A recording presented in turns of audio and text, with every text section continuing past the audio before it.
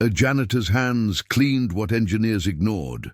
In Ruston, Washington, Eli Warren scrubbed reactor floors while grief scrubbed him hollow, his late wife's absence louder than any alarm.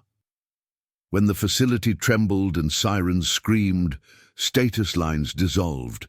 He crossed forbidden thresholds, touching metal that remembered secrets the Pentagon buried. He saved thousands by morning, but salvation carried a price sharper than radiation. Suits arrived at his daughter's doorstep, handcuffs glinting against cracked linoleum. Mara watched her father taken, heroism transformed into evidence. Subscribe to witness the story where truth rescues cities, but devours families. The mop bucket wheels squeaked against linoleum that had forgotten its original color. Decades of boot traffic and chemical spills, leaving ghost patterns Eli Warren knew by heart. He pushed the metal frame through the corridor of Sector C, where fluorescent lights hummed their perpetual insect drone, casting everything in a sickly yellow that made even the healthiest skin look jaundiced. The bleach scent rose thick enough to taste, metallic and sharp, clinging to the back of his throat the way hospital antiseptic once had, the way it still did in dreams, where his wife's hand grew cold beneath his palm. Eli's shoulders carried the weight of 42 years unevenly, one side slightly lower from the repetitive motion of pushing cleaning equipment. His spine curved in places it shouldn't be, his knuckles swollen from gripping handles and scrubbing brushes until calluses built cities on his palms. The reactor facility sprawled around him like a sleeping giant, its concrete intestines winding through levels most workers never saw. Its heartbeat a low mechanical pulse that vibrated through the floors at frequencies only custodians and night shift engineers felt in their bones. He moved through spaces designed for invisibility, where the architecture assumed certain people were part of the infrastructure rather than observers of it, where janitors became furniture and furniture became permanent. Eli had worked this route for 6 years, ever since the funeral expenses devoured their savings, and Mara's school uniforms needed replacing. Ever since his hands that once built furniture in their garage workshop learned instead to wring grey water from industrial mops. The engineers passed him without eye contact, their security badges clipped to pressed shirts that never saw stains, their conversations floating above his head in technical language that might as well have been Latin, their footsteps purposeful, while his were meant to erase themselves. He knew their schedules better than they did, knew which ones arrived early to avoid traffic, which ones lingered late to dodge empty apartments, which ones carried flasks in their briefcases, and which ones carried photographs of children who looked like Mara once did. Before grief taught her how to smile with only half her mouth, the facility operated on rhythms Eli had memorized. The shift changes at 6 and midnight, the reactor core checks every 4 hours, the coffee runs at 9 and 3, the moments when corridors emptied and he could push his cart without apology. Tonight felt different in ways his body registered before his mind could name them. A pressure change in the air that reminded him of summer storms rolling over the Cascade Mountains, the kind that turned the sky green before unleashing hail. He paused near the observation window overlooking the main floor, where the reactor housing rose like a cathedral to controlled fission, its steel shell-painted regulation grey, its warning symbols bright even in dim auxiliary lighting, its presence both mundane and terrifying in the way of things humans built to contain forces they only partially understood. Eli's reflection in the thick glass showed a man he sometimes didn't recognize, his face carved leaner than it should be, his eyes carrying shadows that soap couldn't wash away, his work uniform hanging loose because he forgot to eat breakfast more often than he remembered. Somewhere 3 floors above him, in the staff quarters he'd never been invited to enter, engineers slept or pretended to, while monitors tracked temperatures and pressure readings, while computers ran algorithms that decided whether tomorrow would arrive safely or in fragments. He thought about Mara then, as he always did during the quiet hours. imagined her asleep in her narrow bed with the stuffed rabbit she claimed was too childish, but still clutched when nightmares came, her homework half finished on the kitchen table because math made sense, but grief didn't. Her mother's absence, a hole in their apartment that no amount of cleaning could fill. The first tremor was so subtle, Eli almost missed it, a vibration that traveled up through his boots and into his knees, the kind of thing that could be explained by heavy machinery cycling on or trucks passing on the service road outside. But his hands knew better, the way hands do when they've spent years touching surfaces and learning their normal frequencies, when they've felt the difference between ordinary operation and something beginning to drift wrong. He set down the mop handle carefully, its wooden shaft worn smooth where his palms had shaped it, and pressed his fingers against the wall, waiting, counting his heartbeat the way he'd learned to count Mara's breaths when she was an infant, and he was terrified she'd stop breathing in her sleep. The tremor came again, stronger this time, accompanied by a sound like distant thunder trapped underground, a groan of metal under stress that shouldn't be stressed, a complaint from systems designed never to complain.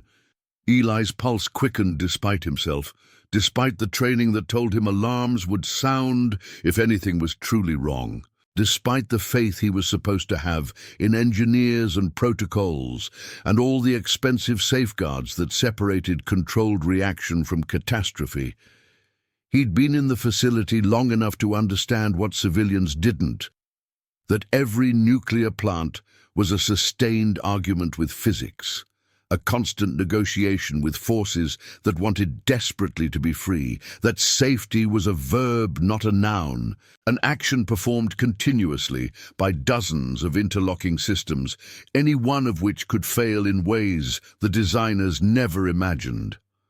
The lights flickered once, twice, then steadied, but in that brief dimming, Eli saw the truth he'd been avoiding, the knowledge that lived in his hands and his spine, and the part of his brain that registered patterns before consciousness could filter them. Something in the reactor's rhythm had changed, some fundamental frequency shifting away from its designed parameters, and the men who were supposed to notice were either unaware or unwilling to acknowledge what noticing would require them to do. He thought about the radius on the evacuation maps he'd seen posted in break rooms, the concentric circles spreading out from the facility like ripples from a stone dropped in still water, the way Ruston sat squarely within the innermost ring, the way Mara's school was marked with a small red dot that suddenly seemed obscene in its vulnerability. His hands were shaking now, not from fear, but from the awful clarity that comes when invisible people suddenly understand they've seen something they weren't supposed to see. When the machinery of denial breaks down and reality stands naked and terrible in fluorescent light. Eli picked up his mop again, gripping the handle hard enough to hurt, and made a decision that would cost him everything he had left. A decision that began with a single step away from his assigned corridor and toward the doors marked "Authorized Personnel Only." The bleach smell followed him like a ghost of all the surfaces he'd cleaned, all the hours he'd spent making invisible the evidence of other people's work, and he wondered distantly if anyone would think to clean up after whatever came next. If anyone would remember that before the alarms and the sirens and the men in suits, there was just a janitor who understood that sometimes the only way to save what you love is to cross lines drawn by people who never loved anything as much as their own authority. The tremor came again, and this time Eli didn't pause to feel it because he was already moving, his cart abandoned, his shift forgotten, his invisibility finally terribly useful as he slipped through doors that should have stopped him but didn't, because no one designed security systems to keep out the people they've trained themselves not to see. The stairwell descended in harsh concrete angles, each landing marked with faded yellow paint and floor numbers stenciled in block letters that had lost their sharpness to decades of repainting. the walls sweating condensation that collected in corners and created rust blooms on exposed pipes. Eli's footsteps echoed in the narrow shaft, multiplying until it sounded like an army following him down, his breathing loud in his own ears, his heart a percussion instrument playing a rhythm he couldn't control. The emergency lighting strips along the baseboards gave everything a surreal, underwater quality, shadows stretching and contracting as he moved, his own silhouette enormous against the concrete before shrinking to nothing at the next landing. He'd cleaned these stairs 1,000 times, knew every crack and stain, knew which steps had loose treads and which corners held cigarette butts from workers who snuck smoke breaks despite the regulations. But descending them now felt like traveling into foreign territory, like entering a version of the facility that existed parallel to the one he'd worked in, a place where consequences waited with patient teeth. The door at sub-level 2 was marked with radiation warnings that made his stomach clench, the yellow and black trefoil symbols somehow more threatening than the words themselves, though the words were clear enough. Restricted access, protective equipment, required authorized personnel only. Eli's security badge hung from his belt loop, its photograph showing a version of himself from 6 years ago when he'd still believed smiling for cameras mattered, when the job was temporary and grief was fresh enough to seem like it might eventually heal. The badge wouldn't open this door, he knew that, but the door had been propped open with a wedge of folded cardboard.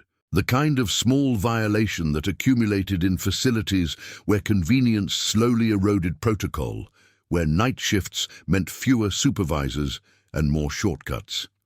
He slipped through, letting the heavy door swing shut behind him with a pneumatic hiss that sounded like a warning or a farewell, and entered a corridor where the air tasted different, metallic and sharp with ozone, where the walls hummed with contained energy that made his fillings ache. The reactor core wasn't visible from here, buried behind layers of shielding and safety systems, but Eli could feel its presence the way sailors feel the ocean even when they're below decks, a vast, patient thing that existed in a state of barely controlled fury. The monitoring stations lined the hallway, each one a small shrine to human oversight, screens displaying graphs and numbers that scrolled past too quickly for him to read, gauges with needles that trembled in ranges he didn't understand, panels of lights that blinked green and yellow and occasionally red, in patterns that meant something to the engineers who were supposed to be watching them. He moved past them, his footsteps quieter now, his body instinctively assuming the posture of someone who didn't belong, shoulders rounded, head down, hands ready to reach for a mop handle that wasn't there. The tremor came again, stronger this time, strong enough that Eli had to steady himself against the wall, strong enough that the lights dimmed and stayed dim for 3 seconds that felt like 3 hours before surging back to brightness. Somewhere deeper in the facility, alarms should have been screaming, emergency protocols should have been activating, engineers should have been running toward control rooms with clipboards and urgent voices. But the corridor remained empty, except for Eli and the shadows, and the growing certainty that whatever was happening in the margins of what monitoring systems were designed to detect. He found the breach by following the heat, the way animals follow water by instinct rather than sight, his skin prickling with the sensation of temperature rising beyond what regulation insisted was possible. The service panel was located behind a mesh cage that wasn't locked because no one imagined custodians would care enough or know enough to open it, and inside was a junction where coolant lines met power conduits, where metal touched metal in configurations that weren't supposed to generate their own heat, but clearly were. Eli stared at the glowing metal, the way it pulsed with a dull red luminescence that reminded him of coals in a dying fire, except these coals were supposed to be cold, were supposed to be carrying water that kept the reactor core from achieving temperatures that turned matter into different kinds of matter. His hands moved without his permission, reaching for the manual override valve that every safety course insisted should never be touched except by certified technicians, that opened backup cooling systems designed for scenarios the official manuals claimed were impossible. The valve was hot even through his work gloves, hot enough that he felt his palms begin to blister, hot enough that he understood touching it was crossing another line. This one carved not in institutional authority, but in basic physics. The memory came unbidden and unwelcome, flooding his consciousness with the sharp antiseptic smell of the hospital room where his wife spent her final weeks, where machines beeped their monotonous confirmation that dying was a process rather than an event, where her hand in his grew lighter each day as if she was already becoming air. He'd sat in the plastic chair beside her bed and learned helplessness in a way he'd never known before, learned that love wasn't enough, and money wasn't enough, and all the carpentry skills in his hands couldn't build a single extra moment of life.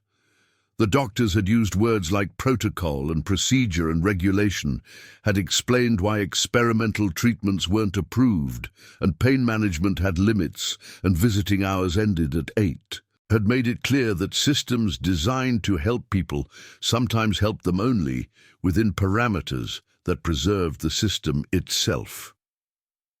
Eli had nodded and thanked them, and held his wife's hand until she slipped away, and had sworn in the empty apartment afterward that he would never again stand by while systems failed someone who needed them. The valve turned under his grip, resisting at first, then giving way with a shriek of metal that echoed down the corridor, and he felt coolant begin to flow through pipes that had been running dry, felt temperatures begin to drop in increments his body registered before any gauge could confirm. But the tremor didn't stop, and as Eli crouched there in the heat and the dimming emergency lights, his hands still gripping the valve that wasn't supposed to be touched, he understood with terrible clarity that what he'd done was only the beginning, that the breach he'd discovered was symptom rather than cause, that somewhere deeper in the reactor's guts, something was failing in ways that weren't supposed to be possible because they exposed flaws that powerful people had decided didn't exist. The military contractors who'd designed this facility, the government agencies who'd certified its safety, the engineers who'd signed off on protocols that assumed certain failures couldn't happen, all of them had built a system that worked perfectly until it didn't. That was safe as long as no one looked too closely at the margins where theory met reality and reality quietly insisted on different rules. Eli stood slowly, his knees protesting, his hands throbbing with burns that would blister by morning, and made the second decision of the night, the one that would matter more than the first, the one that would take him from invisible custodian to visible problem in the time it took to walk toward the control room and speak words that no one wanted to hear. The control room door was sealed with a magnetic lock that Eli's badge definitely couldn't open, its reinforced glass window showing a space he'd only glimpsed in passing during orientation 6 years ago. A cathedral of screens and workstations where engineers sat like priests interpreting the reactor's electronic confessions.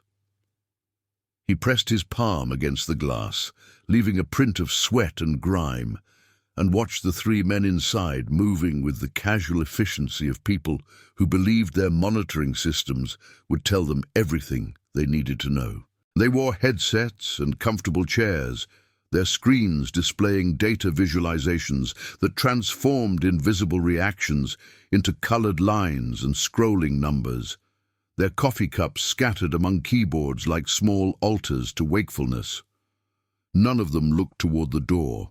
None of them saw the janitor standing outside with burned hands and knowledge he wasn't supposed to have. And for a moment Eli almost turned away, almost convinced himself that he'd done enough, that opening the coolant valve was sufficient heroism for someone in his position. Then he thought of Mara, waking alone to sirens and emergency broadcasts, of her standing in their apartment, watching through the window as the city lit up with catastrophe. And his fist hit the glass hard enough to crack his knuckles. The engineers startled like birds, disturbed from feeding, their heads turning in unison toward the unexpected noise, their expressions cycling through annoyance to confusion to barely suppressed anger, as they recognized the intruder as someone who cleaned their floors rather than monitored their systems. The nearest one, a lean man in his 30s with the kind of beard that suggested deliberate grooming rather than neglect, stood and approached the door with body language that telegraphed his intention to dismiss whatever trivial concern had brought a custodian to this secured space. Through the glass, Eli saw him mouth the words, "Not authorized," before the door clicked open a crack, enough for voices to pass through, but not enough for entry, the gap a physical representation of the status line being maintained. The engineer's name tag read Morrison, and his voice carried the tired patience of someone explaining reality to a child. "You need to return to your assigned area. The control room is off-limits to maintenance staff." Eli's throat felt lined with broken glass. The words he needed to say, piling up behind his teeth in a traffic jam, of urgency and awareness, that speaking them would detonate something more dangerous than the reactor itself. He spoke anyway, forcing the syllables through fear and years of training that taught custodians to apologize rather than insist, to defer rather than demand. "The coolant system in Junction 17 is failing. Temperatures are spiking in ways your monitors aren't showing. I've opened the backup valve, but there's a primary breach you need to see." The words hung in the narrow gap between them, each one a small bomb waiting to explode, and Eli watched Morrison's face transition through a series of expressions that would have been comedic if the stakes weren't measured in thousands of lives. First came reflexive dismissal, the assumption that someone without an engineering degree couldn't possibly understand what they were talking about, then confusion as the specific technical details registered, then something harder and colder as Morrison calculated what it meant that a janitor was speaking this language and reporting failures that official systems claimed weren't happening. Behind Morrison, the other two engineers had stopped pretending to work, their chairs turned toward the door, their screens forgotten, their faces showing the universal expression of people realizing their comfortable assumptions were about to be challenged. Morrison opened the door wider, his body language shifting from defensive to wary, his eyes scanning Eli with a new attention that catalogued the burns on his hands, and the concrete dust on his uniform, and the desperate certainty that couldn't be faked. "Show me," he said, and the simplicity of those two words felt like crossing a border that didn't appear on any map, like stepping from one country into another where the laws were different and Eli's citizenship was provisional at best.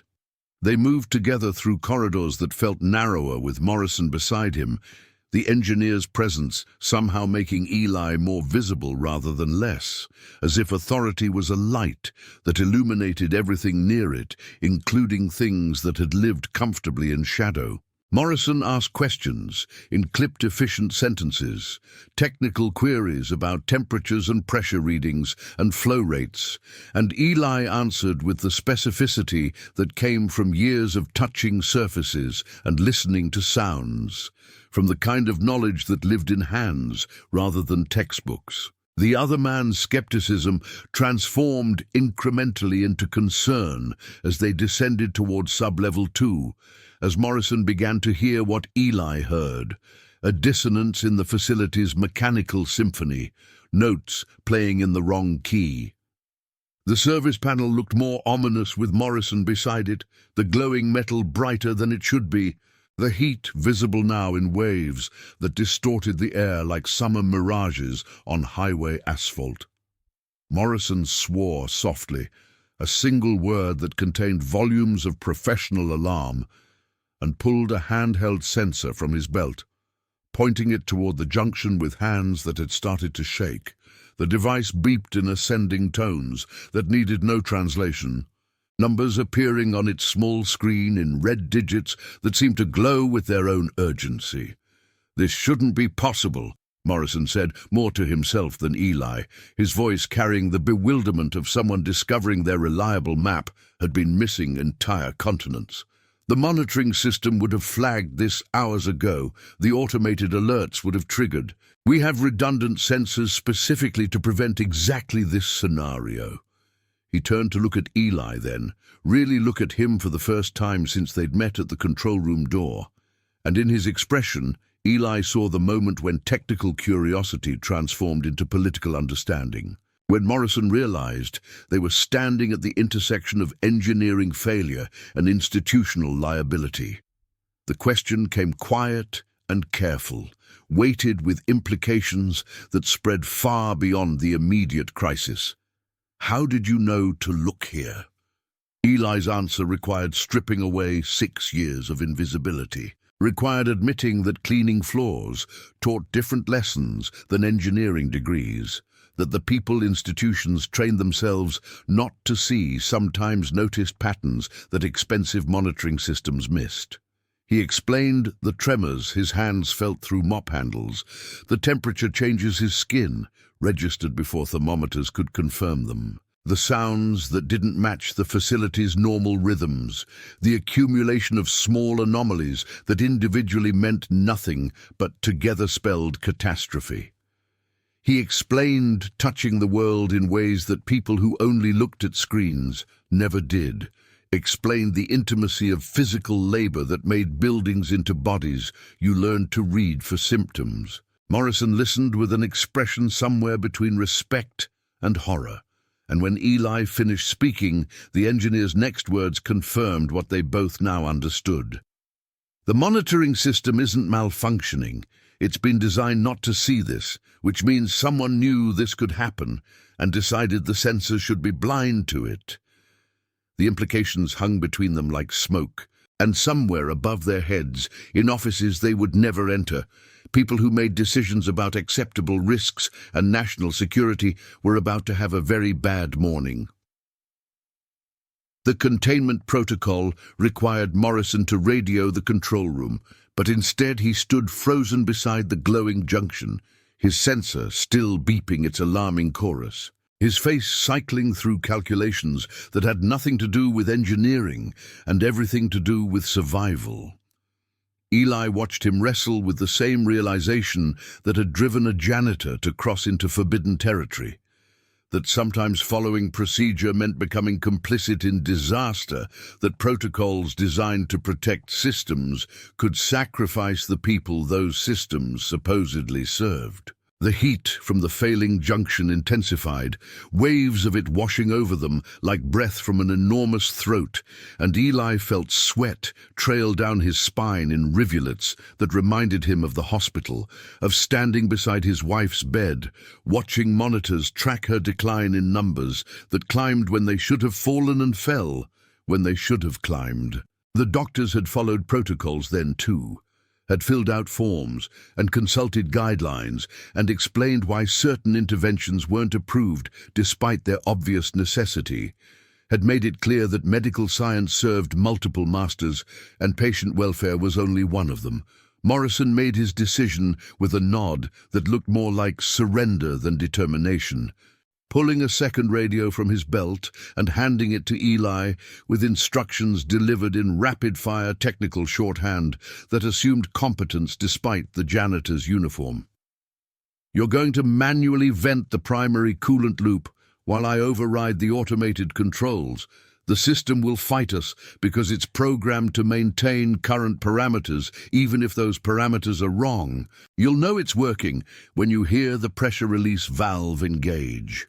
He pointed toward a ladder that descended further into the sub-level, toward spaces even more restricted than where they currently stood, toward the reactor's inner sanctum, where exposure times were measured in minutes, before radiation levels transformed cells into something that forgot how to be human. Eli's hands were already moving toward the ladder before his mind caught up, his body operating on the same autopilot that had carried him through the first weeks after the funeral, through the motions of living when living felt impossible. The ladder rungs were cold against his burned palms, each grip a small agony that focused his attention wonderfully, that made the abstract concept of radiation exposure into something concrete and survivable compared to the immediate reality of blistered skin. The chamber at the bottom was smaller than he'd imagined, barely wider than his shoulders, the walls lined with pipes that branched and converged in patterns that looked organic, like the interior of some mechanical body where blood was replaced by superheated water and the heart was a contained sun. The pressure release valve sat at chest height, a wheel painted red with warning stripes, marked with a placard that listed 15 different reasons not to touch it under any circumstances, each reason ending with variations on the phrase catastrophic system failure. Eli's hands closed around the wheel, and he thought about Mara learning this story someday, about whether she would understand why her father chose to touch things he wasn't supposed to touch, to cross lines drawn by people who never expected someone in his position to have opinions about where lines should be drawn. The wheel resisted initially, decades of disuse having welded it partially to its housing, rust and thermal expansion creating a seal that required his full weight to break.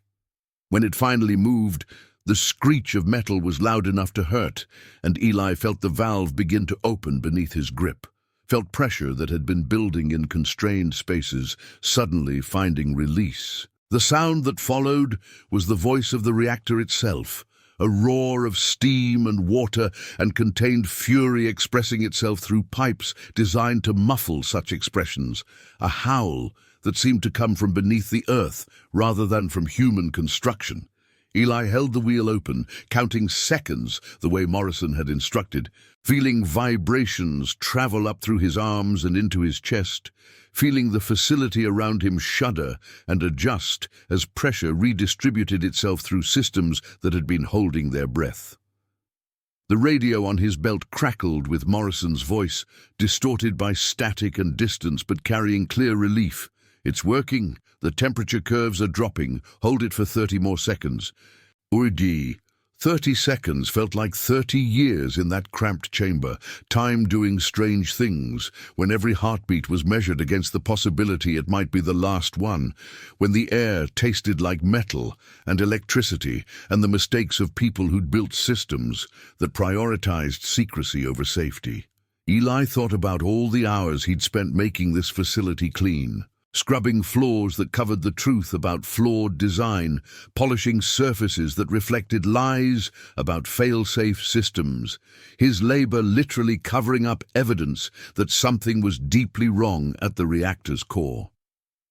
The memories overlapped until he couldn't separate the hospital from the reactor chamber, couldn't tell the difference between his wife's hand going cold and the cold metal of the valve wheel, between the monitors tracking her failing organs and the sensors Morrison was watching that tracked the reactor's stabilization.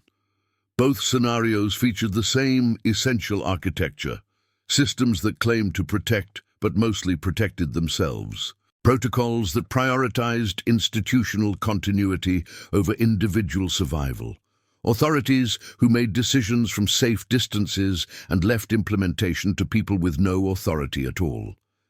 His wife had died following guidelines written by committees who never met her, and tonight a city would have died following safety protocols designed by contractors who never lived here, who measured acceptable risk in abstractions rather than in schools and homes and daughters sleeping in narrow beds. When Morrison's voice finally said, "Close it," Eli released the wheel with hands that had gone numb, stumbling backward against the ladder as the valve sealed itself with a final hiss that sounded almost disappointed, as if the reactor itself was unhappy about being denied its opportunity to demonstrate what happened when humans forgot they were bargaining with forces that didn't care about politics.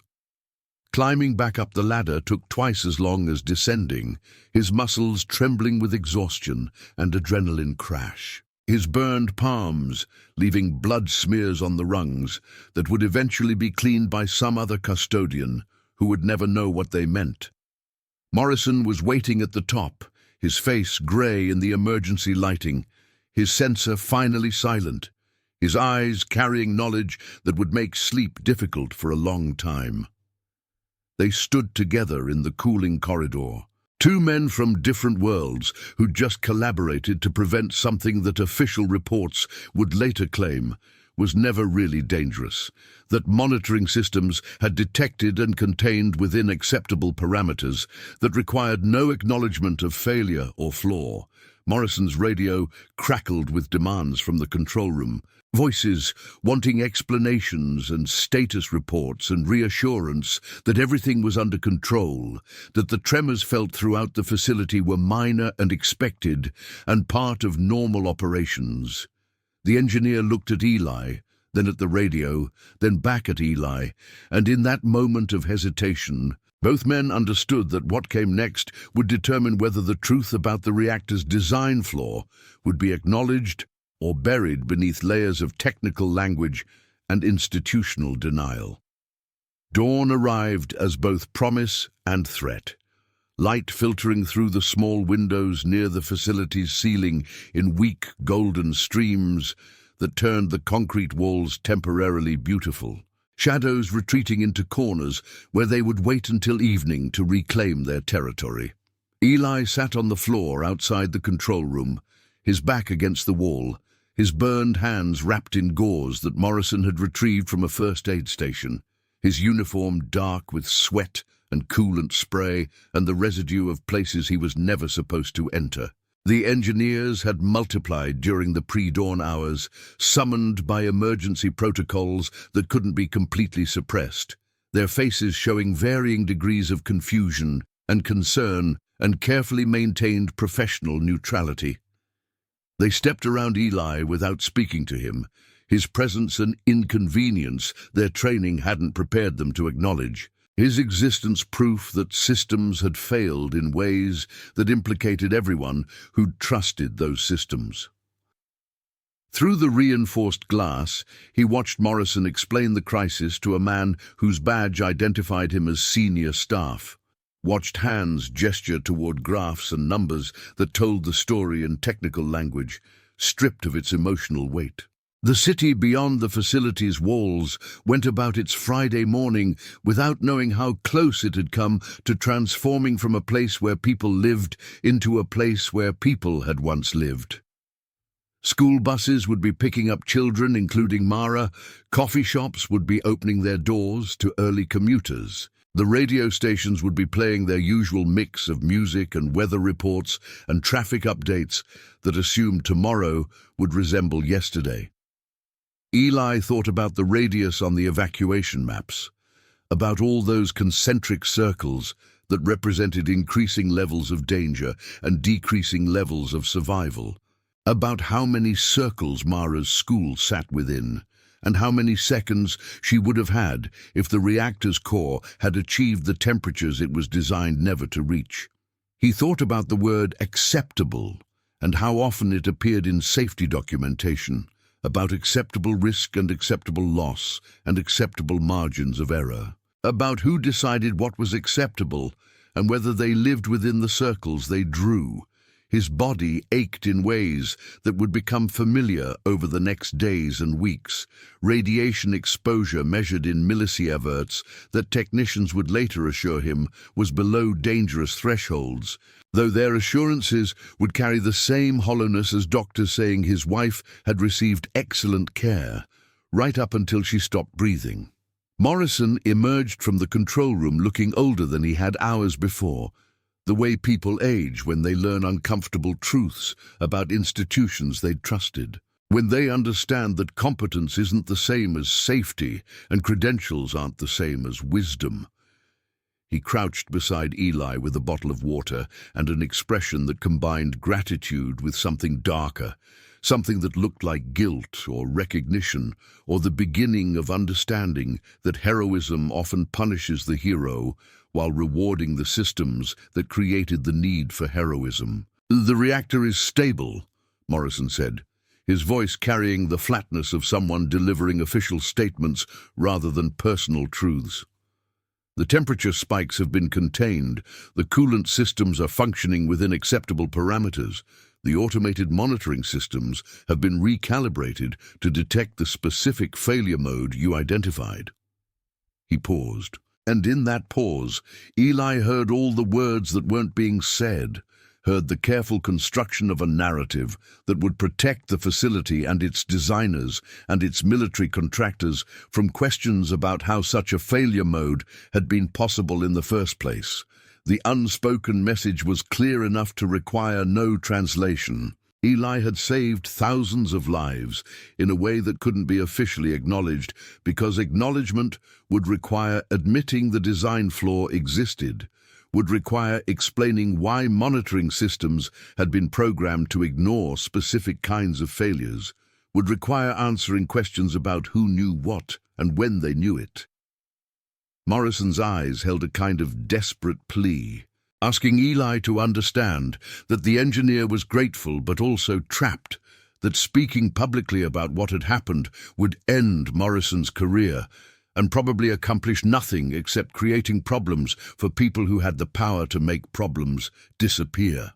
Eli understood in the way you understand things when you've spent years being invisible, when you've learned that truth is a luxury afforded mainly to people with enough status to survive telling it. He thought about standing up and walking to the security office and demanding to file a formal incident report, thought about calling local news stations and explaining what had happened in the hours between midnight and dawn, thought about all the ways he could insist on visibility and accountability and official recognition of the reactor's dangerous flaws. Then he thought about Mara, waking up in their apartment, making herself cereal because he wasn't home to cook breakfast, checking her phone for messages from her father, who usually texted before she left for school. He thought about her moving through the world with only one parent, about how his visibility would become her burden, about how truth-tellers were punished not directly but through the people they loved, through lost jobs and legal harassment, and the thousand small ways that institutions destroy inconvenient witnesses.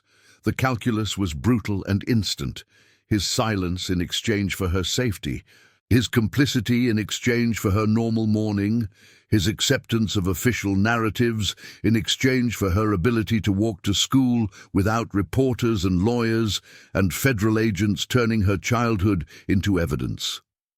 Morrison saw the decision form in Eli's face, saw the moment when principle surrendered to parental love, and the relief in his expression was genuine, even as it confirmed everything terrible about systems that functioned by making heroes choose between justice and the people they were trying to protect. "There will be an internal review," Morrison said, the words carrying no conviction that reviews produced change, rather than documentation of why change was unnecessary. The monitoring system upgrades will be implemented, the coolant junction will be reinforced, the protocols will be revised to account for the specific failure mode you identified. Bureaucratic language, passive voice, sentences designed to suggest action while avoiding responsibility. Words that would appear in reports that would be classified and buried and occasionally referenced in meetings where men in suits congratulated themselves on proactive safety measures. Eli nodded, because nodding was expected, because he'd spent 6 years learning to accept explanations that explained nothing, because he understood that this was the best outcome he could hope for, given the mathematics of power and the geometry of institutions that protected themselves first and citizens only incidentally. Morrison helped him to his feet, and together they walked toward the exit, past engineers who wouldn't meet Eli's eyes, past security stations where cameras had mysteriously malfunctioned during the critical hours, past doors marked with warnings that seemed quaint now compared to the actual dangers they'd confronted. The city waited beyond the facility's gates, safe and oblivious, rescued by a janitor who would never be thanked because gratitude required acknowledgement, and acknowledgement was exactly what couldn't be permitted. Eli made it home as the sun cleared the mountains, its light harsh and direct in ways that seemed accusatory, exposing the cracked sidewalks and peeling paint of his apartment complex with unforgiving clarity. His hands shook inserting the key, partly from exhaustion and partly from the adrenaline crash that had been building since Morrison walked him to the facility gates and shook his hand with a grip that felt like both gratitude and goodbye. The apartment smelled stale, closed windows and yesterday's dishes, and the ghost scent of Mara's vanilla body spray she'd discovered in drugstore aisles and wore despite his gentle teasing about clouds of sweetness.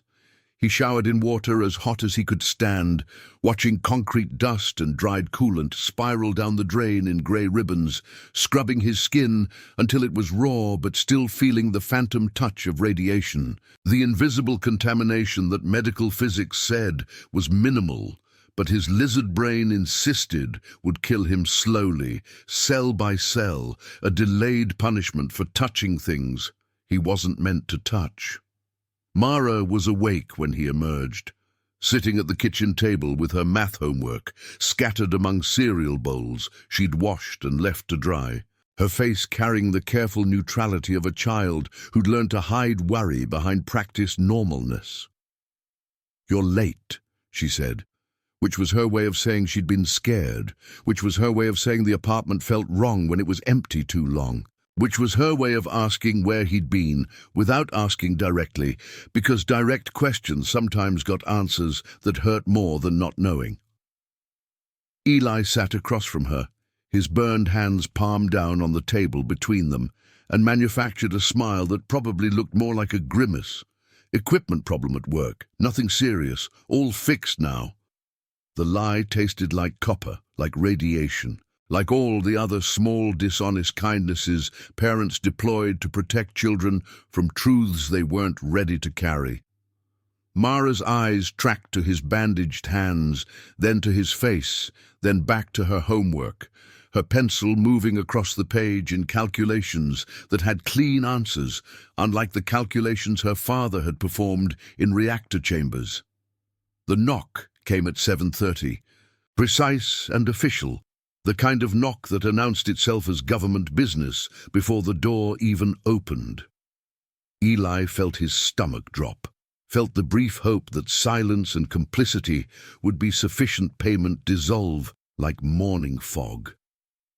Mara looked up, her eyes wide, her body already tensing with the instinct that told children when adults were about to make things complicated.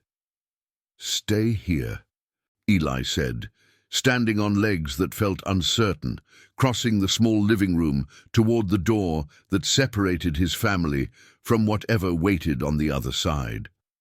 Through the peephole, he saw 3 men in dark suits that were too well-tailored for local law enforcement, too formal for building inspectors, too sharp against the cracked paint of the apartment building's exterior to be anything except federal. Their faces carried the neutral expression of people trained to deliver bad news without appearing to enjoy it, their posture radiating authority that didn't require permission to exist.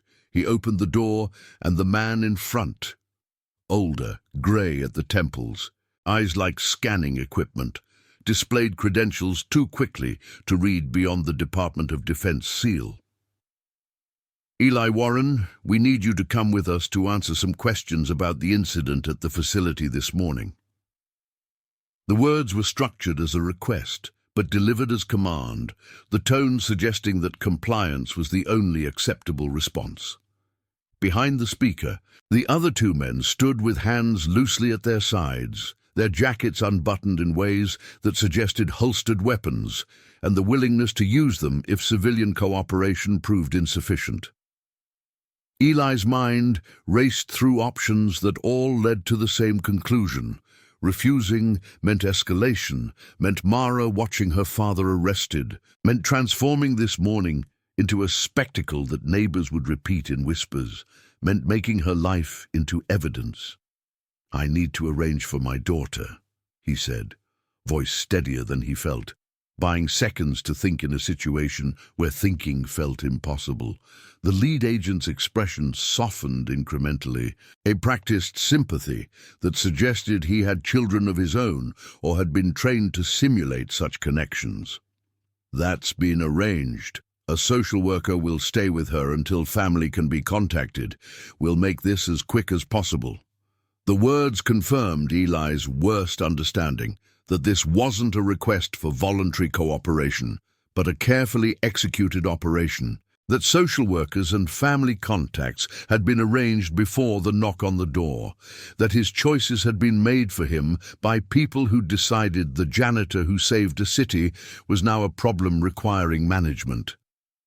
He turned back toward the kitchen where Mara sat frozen, her pencil stopped mid-calculation, her face showing the kind of fear that comes when children realize their parents aren't safe, that adults who should protect them are themselves vulnerable to powers beyond their control.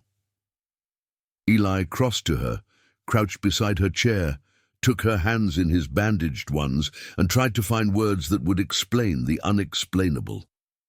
"I have to go answer some questions about work. It's going to be okay. Mrs. Chen from downstairs will stay with you until Aunt Rebecca arrives from Seattle."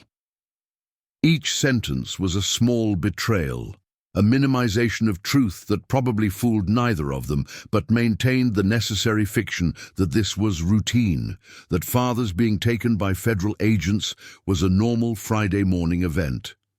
Mara's eyes filled but didn't spill. Her jaw set in an expression she'd inherited from her mother, the stubborn insistence on dignity, even when dignity cost everything. "What did you do?" she asked, and the question contained multitudes. What heroism, what crime, what crossing of lines would bring suits to their door and transform breakfast into goodbye?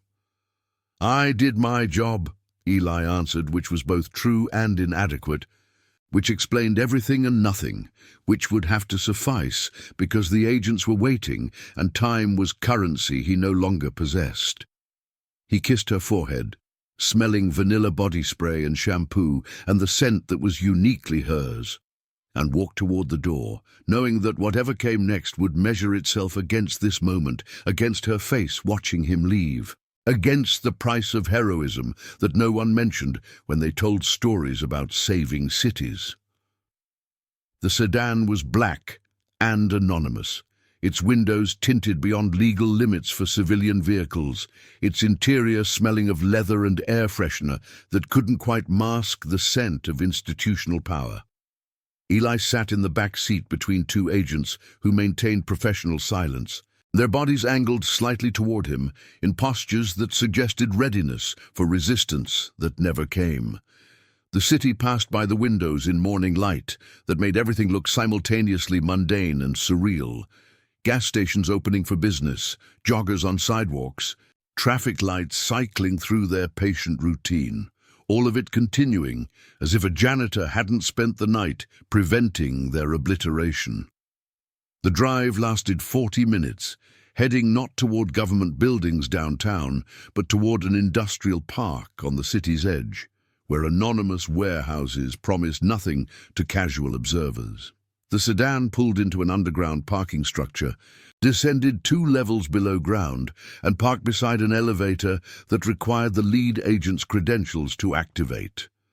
The interrogation room, though they'd call it a conference room, was decorated with the aggressive neutrality of spaces designed to erase personality, beige walls and fluorescent lighting, and a metal table bolted to the floor. Eli sat in a chair that was less comfortable than it looked, his bandaged hands folded on the table surface, and waited for the questions that would determine whether he was classified as hero or security risk, whether saving thousands of lives earned gratitude or generated problems that needed solving through detention and silence. The lead agent sat across from him, a folder unopened between them, his expression carrying the careful neutrality of someone about to negotiate terms that had already been decided. "Mr. Warren, what you did last night prevented a significant incident. We want to be clear about that. Your actions likely saved considerable life and property." The word should have felt like validation, but landed like threat. The but that would follow already audible in the pause that came next. "However," the agent continued, confirming Eli's instinct, "your intervention revealed a classified design feature of the reactor facility, a deliberate monitoring gap that exists for national security reasons. Your knowledge of this gap and the underlying system architecture creates complications that require careful management." The bureaucratic language translated easily enough. Eli had discovered something he wasn't supposed to discover, had seen behind curtains that powerful people insisted didn't exist, had become living evidence of a cover-up that extended beyond engineering into policy and secrecy, and the kinds of decisions made by committees who never toured reactor floors or lived within evacuation circles. The folder opened, revealing photographs of the reactor core, technical schematics marked with classification stamps, and a document that Eli recognized as a non-disclosure agreement even before the agent explained its terms. "We're asking you to sign this, acknowledging that certain aspects of last night's incident involve classified information that cannot be discussed publicly. The agreement includes financial compensation for your cooperation and medical monitoring for potential exposure complications." The money being offered was more than Eli made in 2 years, enough to move to a better apartment, to pay for Mara's college, to buy the kind of future that janitors weren't supposed to access, except through lottery tickets and generational sacrifice. It sat there on paper like a bribe or compensation or hush money or reward, depending on which angle you viewed it from, depending on whether you believed institutional silence was betrayal or wisdom. The agent watched Eli's face with the attention of someone trained to read hesitation and calculate how much pressure would be required to transform hesitation into compliance. "If you decline to sign, we'll classify your knowledge under national security statutes, which means discussing the incident publicly would constitute a federal crime. Your daughter would likely be questioned as a potential information conduit. Her future security clearances for employment or education would be compromised by association with classified material." The threat was delivered with the same neutral tone as the compensation offer, making clear that cooperation was voluntary only in the sense that prisoners volunteer to eat prison food rather than starve. Eli thought about Morrison and his desperate plea for silence, thought about Mara's face as federal agents knocked on their door, thought about his wife dying under protocols that prioritized system integrity over human survival. He thought about all the invisible people who kept infrastructure functioning while visible people took credit for stability. Those invisible hands maintained. Thought about custodians and night shift workers and everyone who touched the physical world. While authorities touched only abstractions and spreadsheets, the pen felt heavy in his bandaged hand, the signature line waiting like a chasm he'd have to cross, and the crossing felt like falling, like surrender, like the final transformation from person who acted into person who accepted that action, has prices paid not in one terrible moment, but in all the moments afterward, when you remember you chose survival over truth. He signed his name in letters that looked unfamiliar, like someone else's handwriting, like the signature of whoever he would become after this morning ended and the rest of his life began. The agent's expression shifted to something approaching genuine respect, or maybe just relief that the problem had been solved without requiring harsher solutions. "You did the right thing, Mr. Warren, for the country and for your family. The monitoring systems are being upgraded as we speak. The design flaw you identified is being addressed through channels that exist specifically for this purpose. Your contribution will be noted in classified records that recognize your service, even if public records cannot." The words were supposed to comfort, were supposed to suggest that silence didn't mean erasure. that there were people in windowless offices who would know and remember and appreciate, but they felt instead like epitaph for the possibility that truth might matter as much as security, that citizens might be trusted with honest information about systems designed to protect them. Eli was escorted back to the sedan, driven home through morning traffic that had thickened into Friday rush hour, dropped at his apartment complex with handshakes and assurances that medical appointments would be scheduled and compensation deposits processed, and his cooperation would not be forgotten by people whose memory was classified. Mara was waiting in their apartment with Aunt Rebecca, who'd driven from Seattle in record time, her face showing the careful control of someone who'd been crying, but had stopped before her father came home. Eli held her while Rebecca made tea with too much sugar and explained that everything would be fine, using the same voice she'd used after the funeral, the same tone that insisted normalcy could be reconstructed from grief and uncertainty and the ruins of what had been.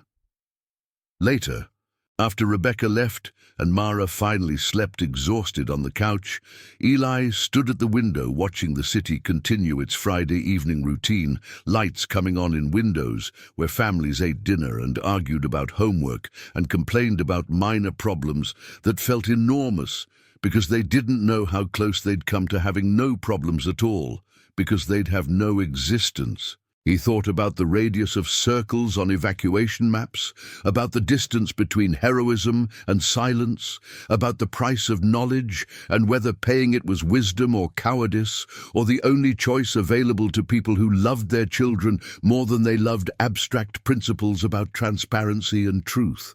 The reactor hummed in the distance, its rhythm familiar now, contained and stable, and hiding flaws that would remain hidden until the next janitor with burned hands and impossible knowledge decided whether to speak or sign, whether to save the city or save themselves, whether to accept that sometimes the people who keep the world running are rewarded most generously for agreeing to pretend the world doesn't need keeping at all.